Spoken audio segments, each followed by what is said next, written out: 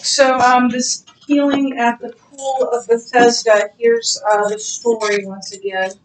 After this, there was a feast of the Jews, and Jesus went up to Jerusalem. Now, there is in Jerusalem, by the sheep gate, a pool in Aramaic called Bethesda, which has 5 roofed colonnades. In these lay a multitude of invalids, blind, lame, and paralyzed. One man was there who had been an invalid for 38 years. When Jesus saw him lying there and knew that he had already been there a long time, he said to him, "Do you want to be healed?" The sick man answered him, "Sir, I have no one to put me into the pool when the water is stirred up, and while I am going, another one steps down before me." Jesus said to him, "Get up and take your bed and walk." And at once the man was healed, and he took up his bed and walked. Now that day was the Sabbath, so the Jews said to the man who had been healed, "It is the Sabbath, and it is not lawful for you to take up your bed." But he answered them, "The man who healed me, that man said to me, 'Take up your bed and walk.'" They asked him, "Who is the man who said to you, 'Take up your bed and walk'?" Now the man who had been healed did not know who it was, for Jesus had withdrawn, as there was a crowd in the place. Afterward, Jesus found him in the temple and said to him, "See, you are well. Sin no more, that nothing worse may happen to you." The man went away and told the Jews that it was Jesus who had healed him. And this was why the Jews were persecuting Jesus, because he was doing these things on the Sabbath. But Jesus answered them, "My Father is working until now, and I am working." This is why the Jews were seeking all the more to kill him, because not only was he breaking the Sabbath, but he was calling God his own Father, making himself equal to God. So they obviously got exactly what he meant, which was, my Father works on the Sabbath. He doesn't stop the universe on the Sabbath, right? So I'm going to work as well. We talked about we did a little bit of review of what we've talked about already. And then Jesus is back in Jerusalem for this unnamed feast. And he is revealing his deity, as everything that he does reveals his deity. We see his deity in this story.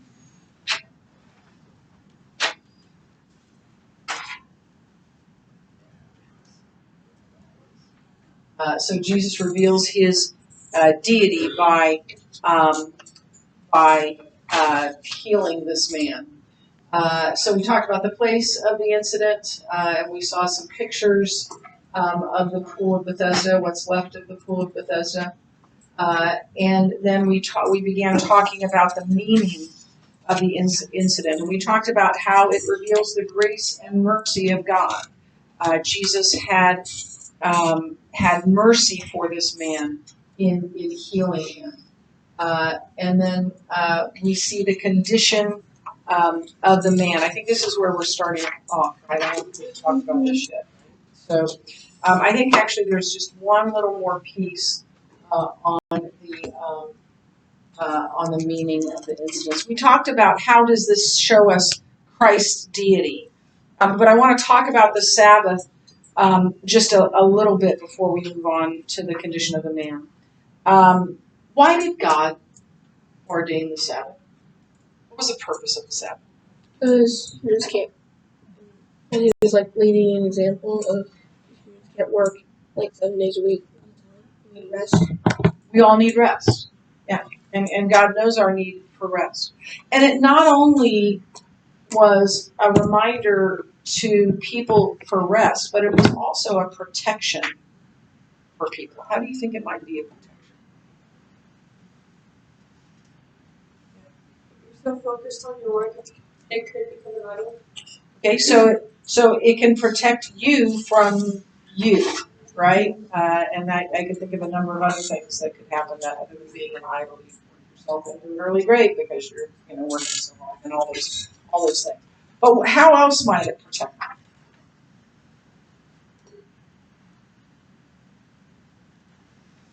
Well, you can't.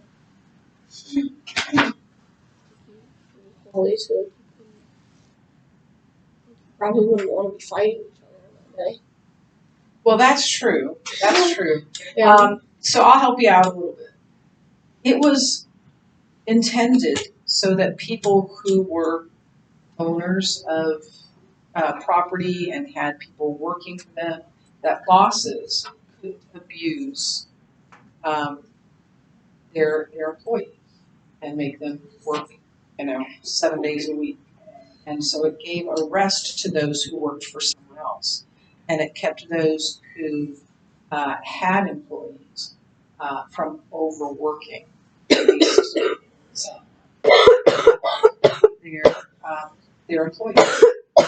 A lot of what we read in the Bible is in the Old Testament is to protect some group that could be easily taken advantage of. And that's part of this too. But it also presumes something else. If there is one day of rest, what is the presumption? 6 days of work. 6 days of work. 6 days of work. And God also talks about this in the Old Testament and the New Testament, to be busy at your work, to be hard workers while you're working. What the man violated wasn't, the man violated, what Jesus violated was not the command for rest. It was the picky rules that we talked about yesterday that the Pharisees came up with. They're found nowhere in the Bible. Now, there are a lot of laws in the Old Testament, but these laws, like the one I told you about, you can wear a stone shoe, but not a nailed shoe. If you had a needle in your cloak, you could do that if you weren't a tailor, but if you were a tailor,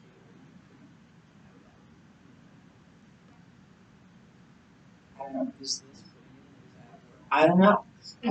So they just came up with hundreds and thousands even of um, uh, rules, of laws that God never intended. And so here's what we learn about salvation from this. And I've told you this before, but one of the reasons I believe Christianity to the core of my being is because it is the only religion ever devised that starts with a truth. And that truth is, you can't do it. You can't make yourself. Go ahead and try. It'll never happen. Nobody, not even Mrs. Schrock, close, is perfect. Nobody. And we can't make ourselves perfect. And my older sister, firstborn, and for those of you who are firstborn, some of you and understand it better than secondborns. Yeah, I just want to have fun. So my sister, who was very, very much a perfectionist, says that perfectionism is a blessing. It's a curse. And she's gone through a lot of years of therapy to help her get out of that. And she doesn't want to tell me. She wants me to tell her story. So here's the thing. Every other religion in the world is do's and don'ts. Do this and this and this, and don't do this and this and this, and you can make your way to God or Nirvana or whatever it is you're wanting to go. And it's up to you to do the right things and not do the wrong things. What a heavy burden. The reason God gave the law, it's do's and don'ts, right? Same thing. Is so that we would figure out we can't. We can't do it. So the do's and don'ts change from religion to religion, but that's what all of them are. The premise of every other religion is do. The premise of Christianity is Jesus has done everything necessary for us. We don't have to work for anything. And if we love Jesus, will we do things because we love him? Will we stop doing things because we love him? Of course. But that isn't to earn our salvation. It's because of our gratitude and our desire for our salvation and our desire to live for Jesus. So the word isn't do, it's done. Jesus said it is finished. That means we can't add anything to our salvation. It's finished. And so now we can move on to the condition of the man. So there's some weird words in here. I'll do my best to help you out with them. Again, I think this was written for teenagers in the 1950s. The condition of the man at the pool shows us the condition of the world today. As he was, much of the world is today. So the first word is impotent, which just means powerless or weak, incapable of helping himself. And he admitted that. How can I get in the pool? I can't move. And so he admitted to that. That is true also of unbelievers, that they are powerless to do anything to save themselves. And until they realize that fact, until you get to the point where you say, I can't do it, I can do nothing to save myself, there's no coming to Jesus until you get to that. And then the second thing is that, now he wasn't blind, but whatever. They're blind, blind to the truth, I think is probably what it is. They're blind to who Jesus is. And that was true of the Jewish leadership, wasn't it? They were blind to who he was and what he was doing. Now, this word is not in use anymore. It wasn't in use when I was a teenager. I don't even know where it comes from, but the word is halt. Stop in the name of love or something. It means crippled or lame. It means that one doesn't have use of limbs. This man was basically, in our parlance, this man was a quadriplegic, is what we would call this man today. So he couldn't walk. And then they say this word withered means paralyzed hands. So he couldn't walk, he couldn't use his hands, and so that in our parlance would be a paraplegic. So what could the law not do?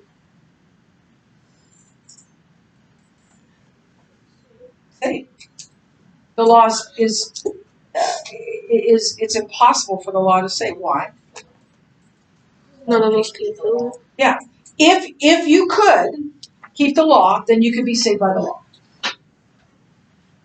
Who obeyed the law perfectly so that we? He's the only one that's ever done it. He's the only one that could. And so this is me. This is all of us without Christ. That we are blind, that we are crippled, that we are impotent, and that we can't help ourselves. We can't save ourselves. Yes. Like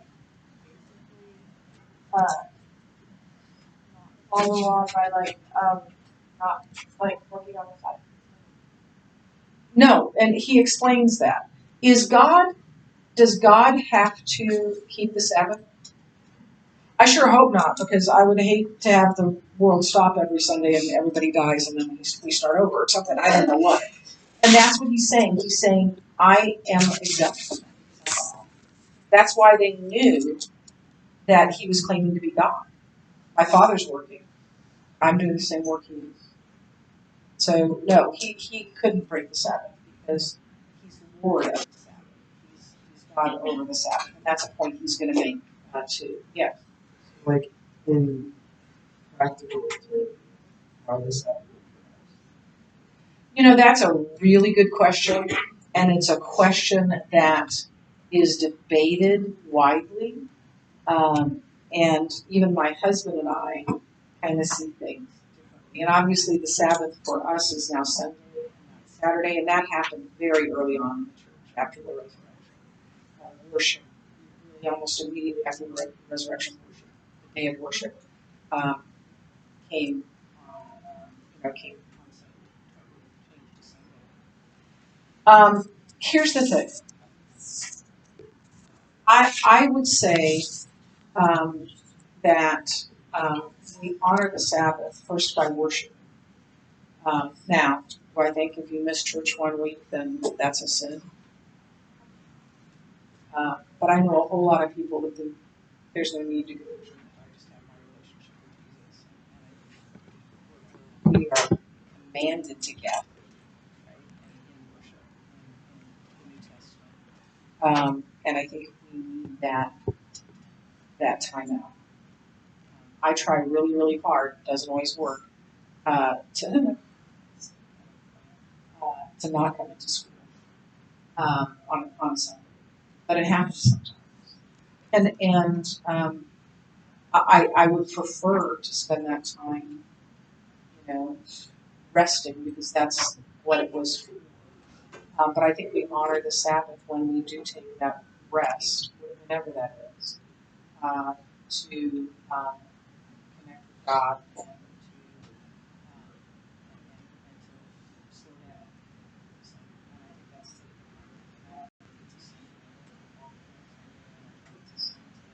go shopping on Sunday.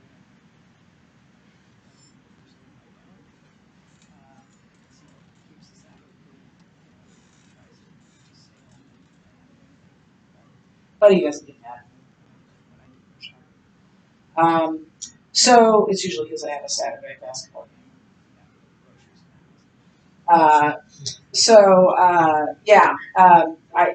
That's a really good question. You had a question. Um,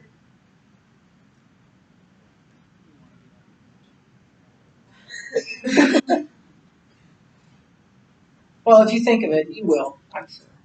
So this is all of us. This is who all of us is. All are. All is. Yeah. All are. Of us has nothing to do with it. All are. So, yes. Sorry, I'm a great word. Yes. so Jesus, like, when God one day, would he hear, like, other people, like, praying to God while he was on earth?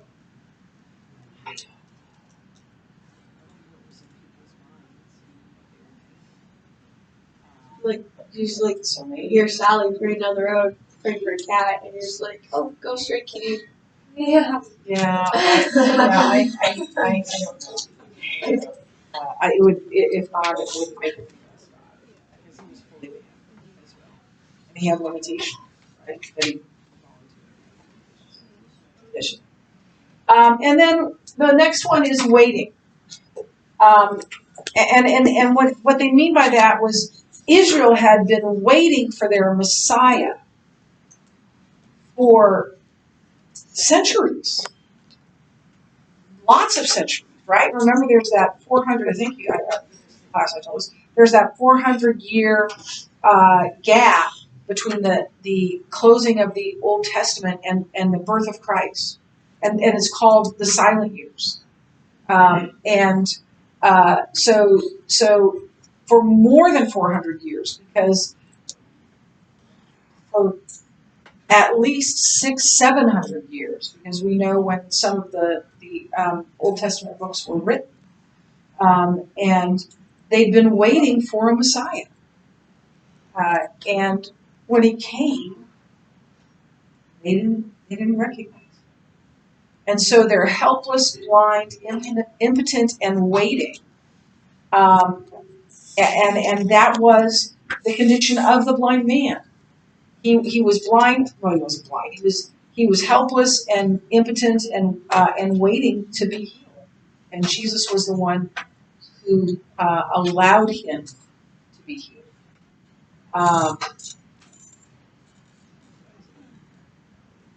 And they didn't recognize Jesus when he came. They didn't. They'd been waiting and they didn't know who he was.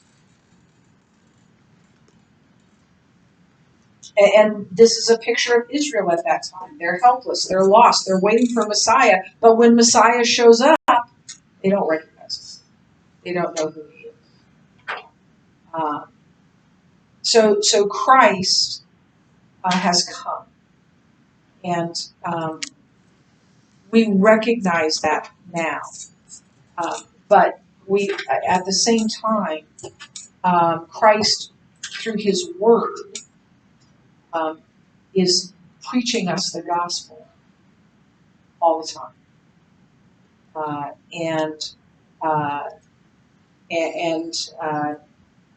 the Word, the Bible, is a light shining in the darkness, and we are to be a light shining in the darkness.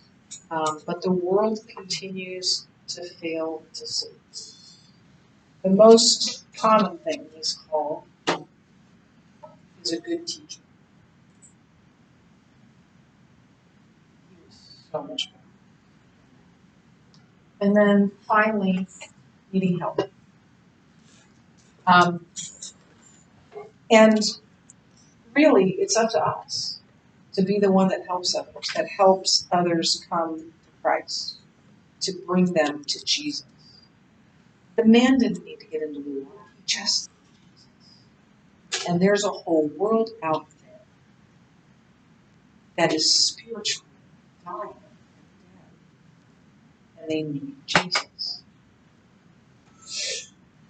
Who's going to tell them about Jesus? We don't need to keep the law. We just need Jesus. We don't need to be baptized or join a church or whatever it is to be saved. We just need Jesus. And not only is that all, it's the only way to salvation. And then finally, we see this growing persecution of Jesus.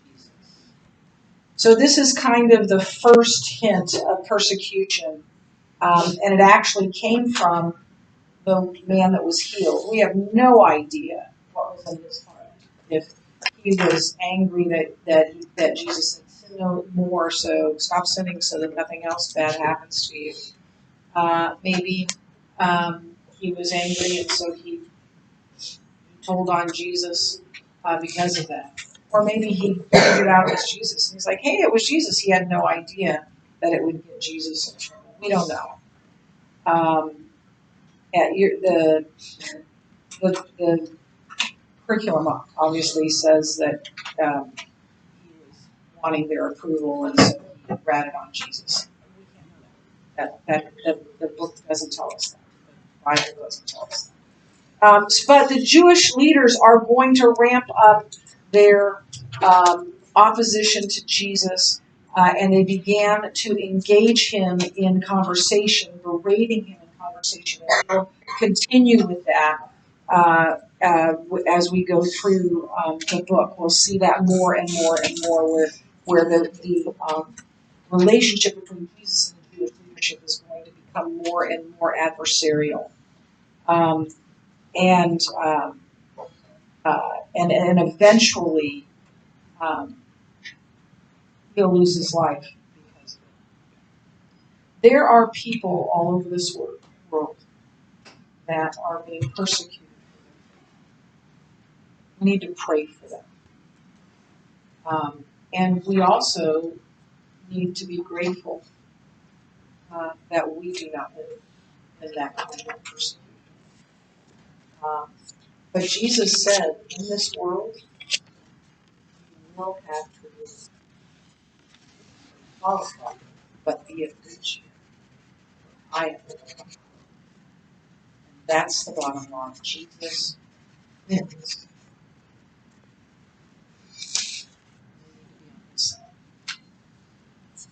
Okay, we'll stop there. And I'm going to give you these quiz. And I'm going to have you do it for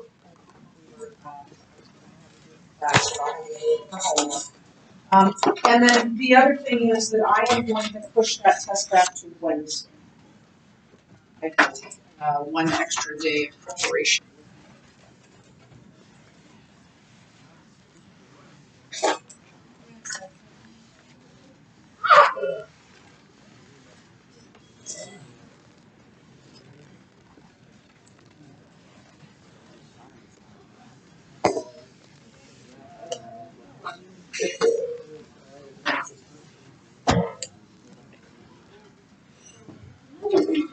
so bad.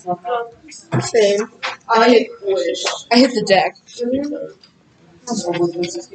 I actually went to bed at 9:45.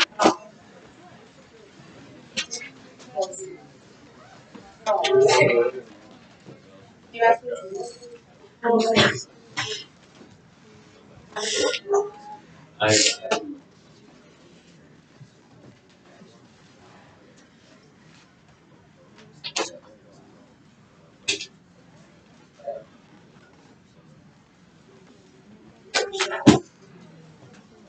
And Is there two seasons? Oh,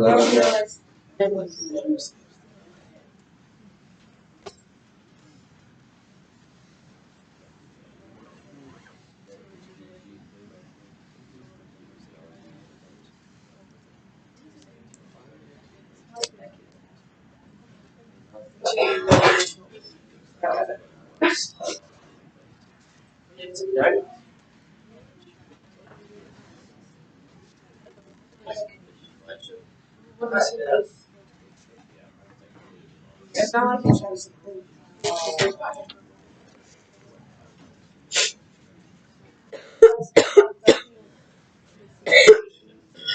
I don't know. Oh, but that's just like I just don't have it. This is what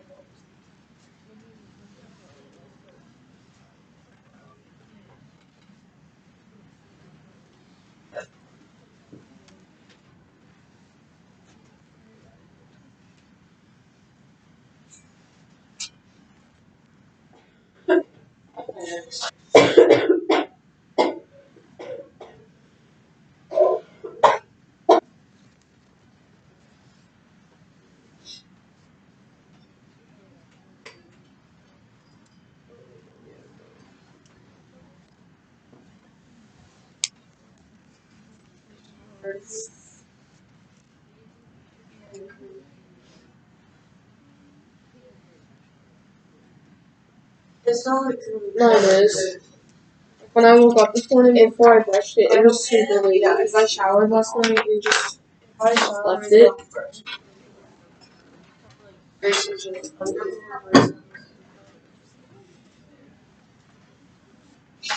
I swear, like, are